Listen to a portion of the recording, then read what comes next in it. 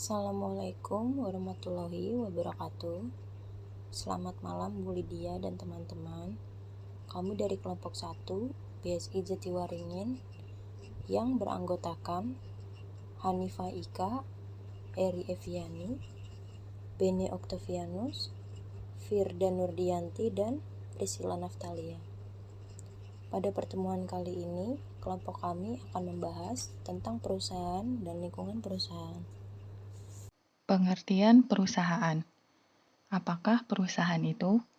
Menurut Murti Sumarni dalam buku Pengantar Bisnis, dikatakan bahwa perusahaan adalah sebuah unit kegiatan produksi yang mengolah sumber daya ekonomi untuk menyediakan barang dan jasa bagi masyarakat, dengan tujuan memperoleh keuntungan dan memuaskan kebutuhan masyarakat. Visi perusahaan lebih menggambarkan what do you want to become? Dengan kata lain, visi merupakan wawasan luas ke masa depan dari manajemen dan merupakan kondisi ideal yang hendak dicapai oleh perusahaan di masa yang akan datang.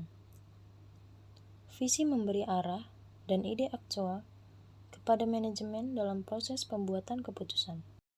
Adapun karakteristik visi yaitu sebagai berikut. Yang pertama, diciptakan melalui permufakatan atau konsensus. Yang kedua, memberikan pandangan atas segala sesuatu yang terbaik di masa yang akan datang. Yang ketiga, mempengaruhi orang untuk menuju ke misi. Yang keempat, tanpa keterbatasan dimensi waktu. Selanjutnya misi. Misi perusahaan berisi pernyataan tentang apa yang harus dikerjakan oleh perusahaan dalam usahanya untuk mewujudkan visi. Misi perusahaan lebih menunjukkan what is our business menurut David Friedlander. Terdapat 9 karakteristik yang harus terangkum dalam suatu misi perusahaan.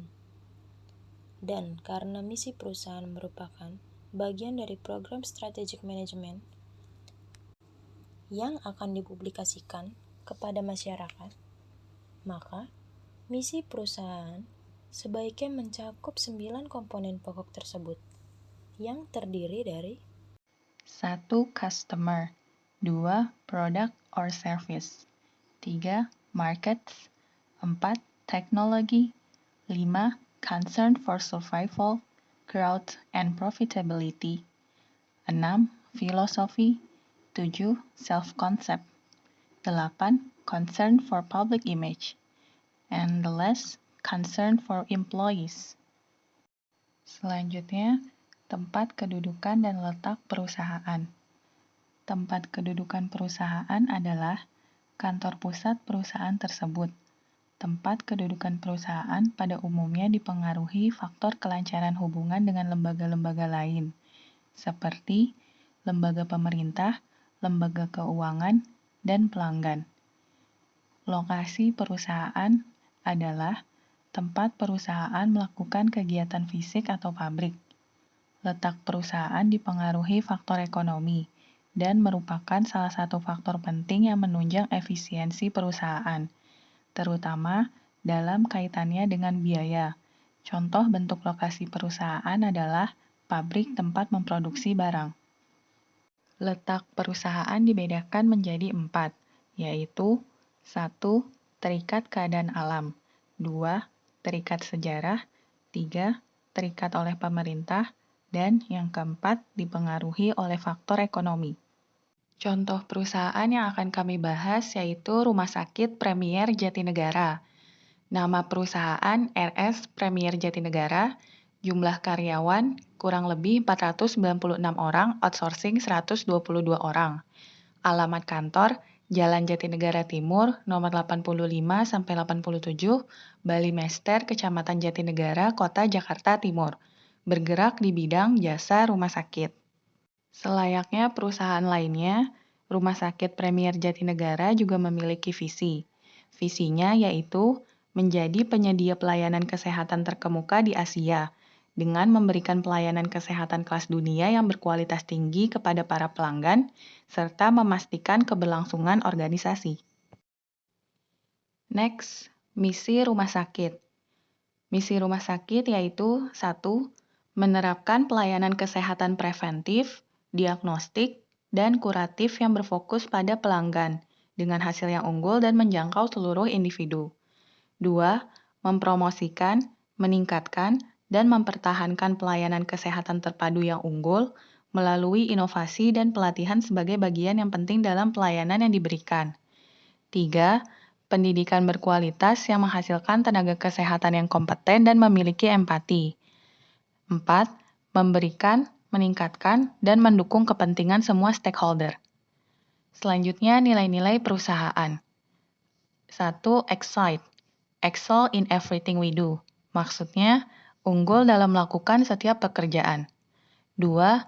Care and compassion from the heart. Memberikan perhatian dan kepedulian dari hati. 3. Innovative for continual improvement. Berinovasi untuk perbaikan yang berkesinambungan. 4. Teamwork and respect for one another. Bekerja sama dan saling menghormati satu sama lain.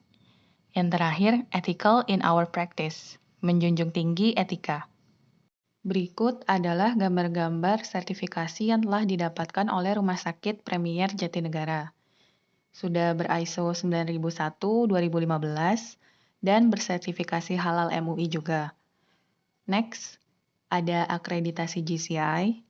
Akreditasi GCI yaitu Joint Commission International, merupakan suatu akreditasi yang memiliki standar-standar berfokus kepada pasien dan manajemen pelayanan kesehatan, di mana keseluruhan standar tersebut didasari atas sasaran internasional keselamatan pasien, yaitu identifikasi pasien dengan benar, komunikasi efektif, pengobatan secara tepat, operasi yang aman, pencegahan infeksi, dan pencegahan pasien jatuh. Dan falsafah yang dianut perusahaan ialah people caring for people. Selanjutnya, tujuan pendirian perusahaan terbagi menjadi 2. Yang pertama, tujuan ekonomis. Berkenaan dengan upaya perusahaan untuk mempertahankan eksistensinya, contohnya, menciptakan laba, menciptakan pelanggan, menjalankan upaya pengembangan dengan memusatkan perhatian pada kebutuhan masyarakat dalam hal produk yang diinginkan, kualitas, harga, dan sebagainya. Yang kedua, tujuan sosial. Perusahaan memperhatikan keinginan investor, karyawan, penyedia, faktor-faktor produksi, maupun masyarakat luas. Kedua tujuan tersebut saling mendukung untuk mencapai tujuan utama perusahaan, yaitu memberi kepuasan kepada keinginan konsumen ataupun pelanggan. Next, perusahaan sebagai suatu sistem. Sistem adalah suatu kesatuan dari unit-unit yang saling berinteraksi, baik secara langsung maupun tidak langsung, dalam rangka mencapai tujuan tertentu.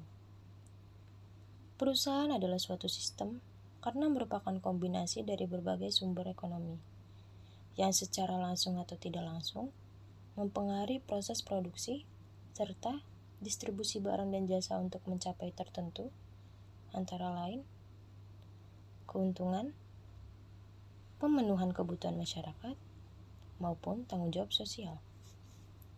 Sifat sistem perusahaan. Sistem perusahaan memiliki sifat 1. Kompleks. 2. Sebagai suatu kesatuan atau unit.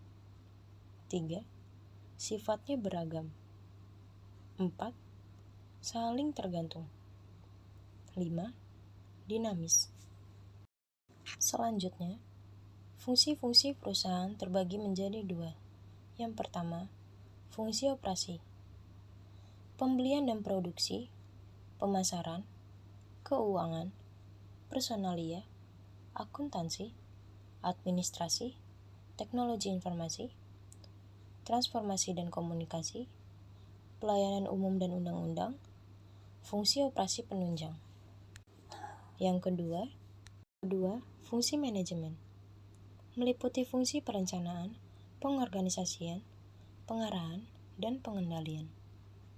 Bila kedua fungsi berjalan dengan baik, perusahaan akan menjalankan operasinya dengan lancar, terkoordinasi, terintegrasi dalam rangka mencapai tujuan perusahaan.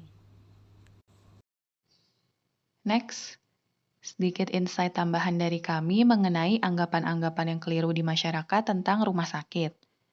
Pasti kita sering dengar, rumah sakit hanya boleh berorientasi sosial saja, rumah sakit tidak boleh berbisnis. Dalam pandangan masyarakat, masih banyak yang menganggap bahwa rumah sakit bukanlah wadah untuk melakukan usaha.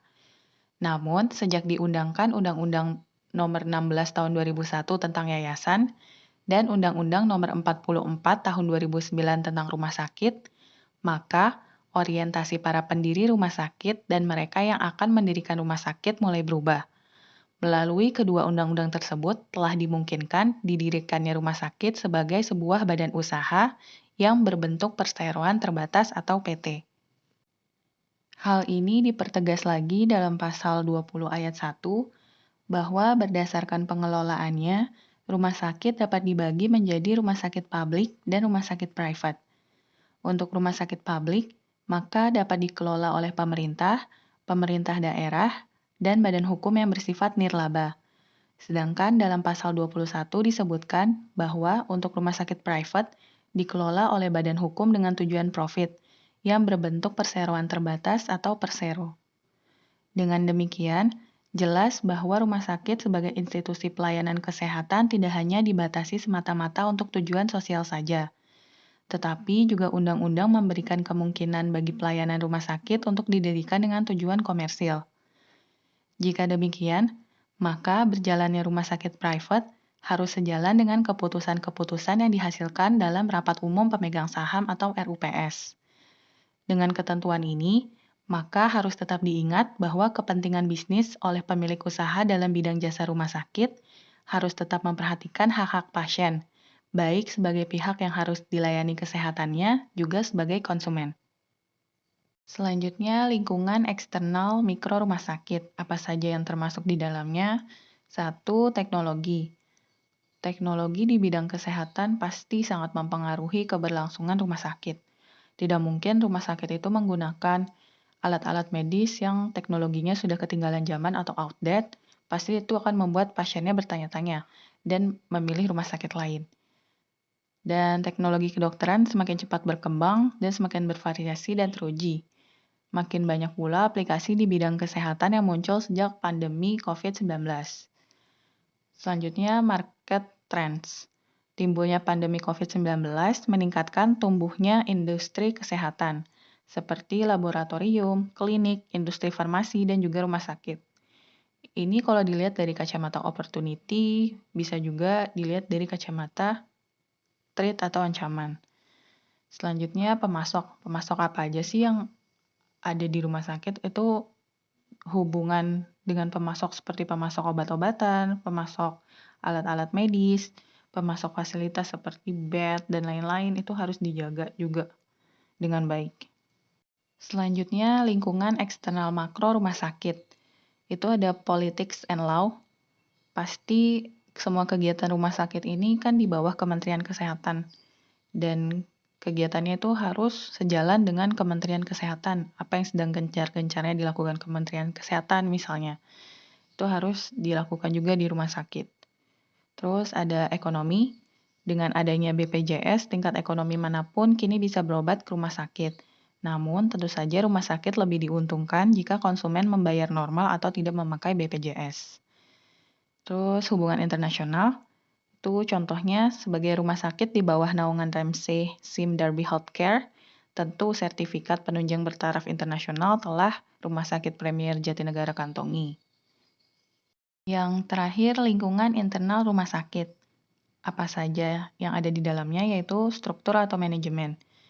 Pada umumnya, struktur organisasi di rumah sakit meliputi departemen klinik, departemen keuangan, departemen manajemen umum, departemen administrasi, departemen pemasaran, dan departemen fasilitas fisik. Semua departemen rumah sakit, jika sudah baik, maka akan menghasilkan bisnis rumah sakit yang berjalan dengan baik dan juga menguntungkan. Dan ada juga SDM, memiliki dokter dan perawat yang sangat terlatih, serta SDM non-medis lainnya juga handal. Sekian presentasi dari kelompok kami. Kurang lebihnya kami mohon maaf. Wabillahi taufiq wal hidayah. Wassalamualaikum warahmatullahi wabarakatuh.